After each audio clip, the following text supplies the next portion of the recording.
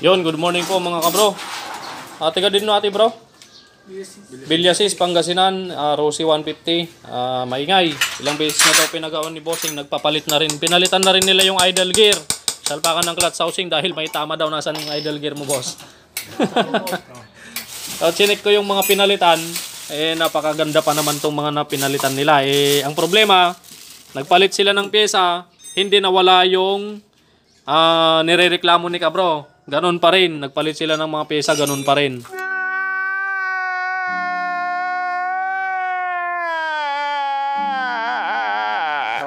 Yan, nagpalit ng idle gear, steel bushing to. Sabi nila may bulitas daw dito sa may butas. Dapat daw may bulitas, baka nawala na. Pero ang totoo niyan, walang bulitas yan. Daanan talaga ng langis yan para malubricate yung axle ng main shaft.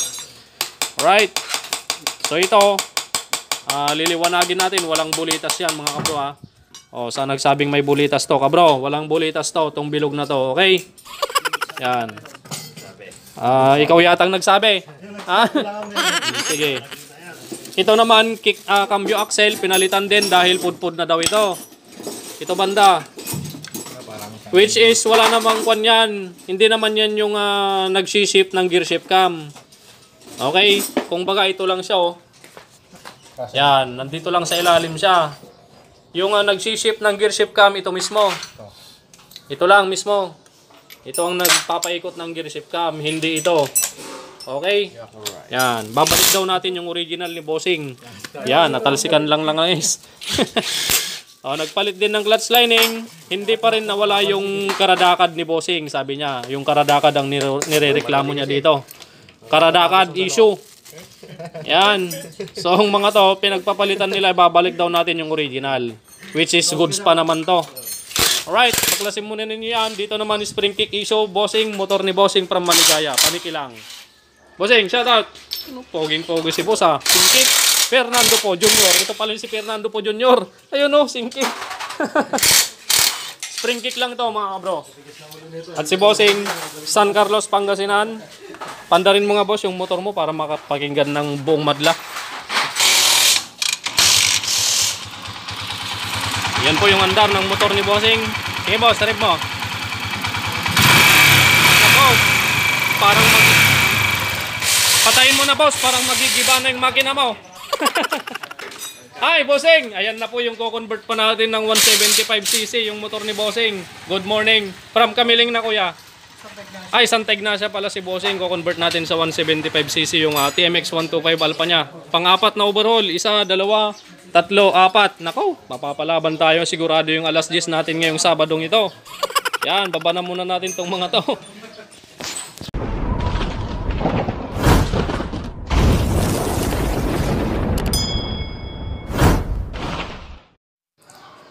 Yun, so linis tayo mga kabro.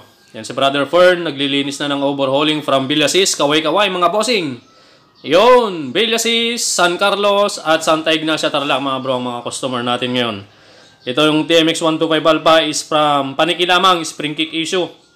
Tapos itong nakabaklas na ay from Santa Ignacia si Sir. Ayan po sila mga bro, at may dumating pa po dito nga isinakay sa kolong-kolong. Which is kinargahan daw mga kabro ng grinding compound sa loob ng makina. Yun ang masaklap dito. So overhauling din to, malamang maingay ang makina niya. Okay? Iwan na lang daw nila tong motor nila tapos tutuloy natin sa Lunes. Yan. Okay, tuloy natin mga ginagawa natin dito. Alright, update po mga kabro. So ito na po yung from Villasis, Pangasinan. Yung TMX 155 nililinis ni Brother Jock. Ayan si Bossing, hindi naman kumain ng tanghalian. Yung dalawang binata lang niya pinakain niya. Okay, so ito naman yung spring kick, isang TMX 125 Alpha.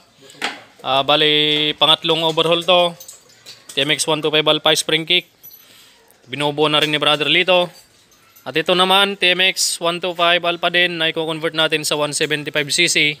So, ang naging problema dito ay yung kanyang counter shaft ay napudpod. Yan. Iyak na naman. Iyak na naman ang bulsa nito. Counter shaft may bewang na. You know, ang bira dati walang bewang, ngayon nagkabewang na. Nagda-diet siguro to kaya nagkabewang. You serious?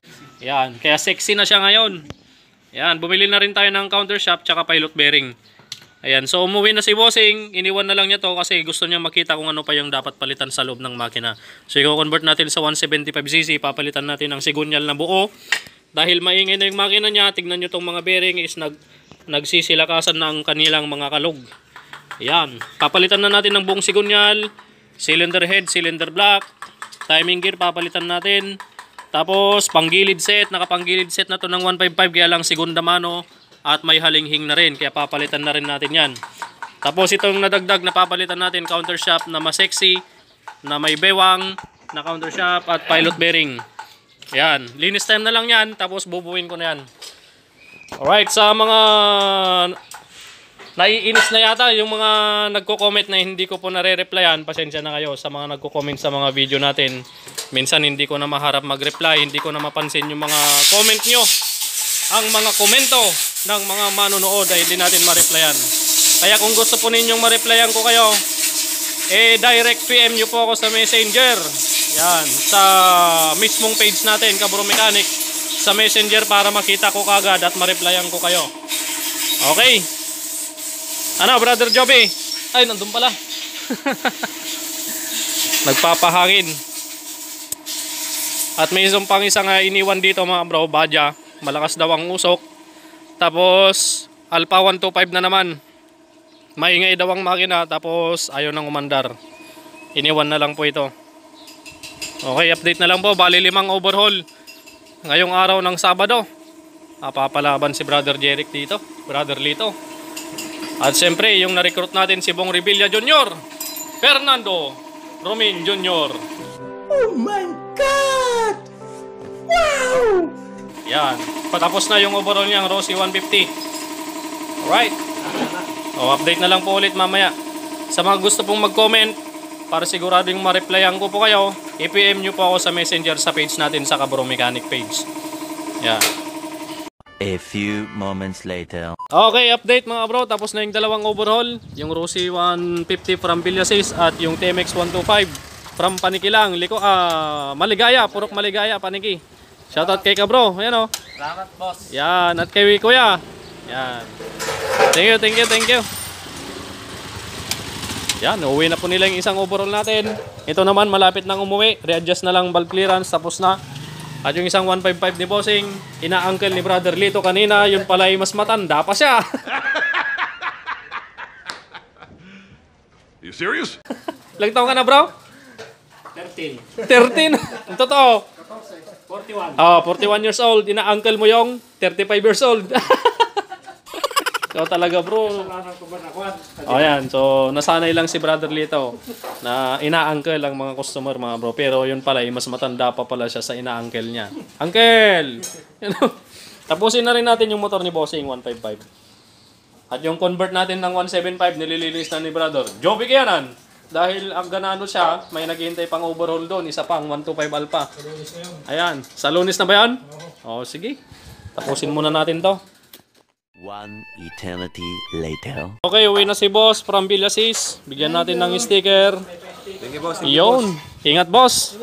Shout out kay boss from Villasis.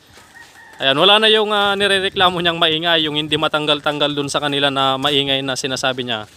All goods na yung motor niya. Yan o. JRP X Daing Cypher. Wow! Yan, uwi na si bossing. Boss, break in lang ha. Break in. Bagong ribor yan. Sige. Ingat, boss. Ingat, ingat. Yun. Tapusin na natin yung 155 mga kabro. At motor ni Uncle. Yun. Tapos na rin yung 155 ni Bossing from San Carlos, Pangasinan. I-start dahil marami pa malayo pang uwi ni Bossing kasama ang kanyang bayaw at yung kanyang panganay. Yan, ito na siya. Yan na po yung andar niya ngayon. Iba naman yung andar niya kanina. Pakinggan niyo yung andar niya kanina. Yan po yung andar ng motor ni Bossing. Sige boss, trip mo. Ako, parang patayin mo na boss, parang magigiba na yung makina mo. Okay, tapos ito na yung andar niya ngayon mga kabro. Ayan, narinig nyo naman yung andar niya kanina. Napakagaspang. At mas magaspang pa sa pagmumuka ko. Katawa ni kabro. Okay, so okay na to mga bro. boss, break in lang to ha. Yan, break in lang, bagong rebor. Huwag mo munang babarurutin. May sticker ka na no? Ayo. Ingat boss, ingat. Ingat, break in lang ha. Huwag mo nang babarurot, bagong rebor. Yan. Medyo may meow-meow na rin yung panggilid mo. Yung panggilid mo, merong tunog na rin. Panggilid set. Medyo matanda na rin kasi yung motor mo. Sa susunod boss, punta ka lang dito, palitan natin yung panggilid mo. Ingat boss ha, ingat. Yan. From San Carlos, Pangasinan mga bro. Uuwi na po sila. At nakadali tayo ng ilang overall ngayon. 3 lang. Pero hindi pa natapos yung 1, 2, 3 pa mga bro yung natira. Di bale, tuloy natin sa Lunes. Pahinga muna tayo. Okay, so ito nga, co-convert natin ng 175 to be continued to sa Lunes. Dahil sarado tayo bukas, araw ng Linggo. Pinapaluwang na natin yung crankshell para magka-igi yung slip ng cylinder block na CG175. Okay, dito natin tatapusin dahil cellphone time muna si Brother Lito at Brother Jeric. At see you again next video. Pagpalain po kayo ng Panginoon. See you again next video. Alright.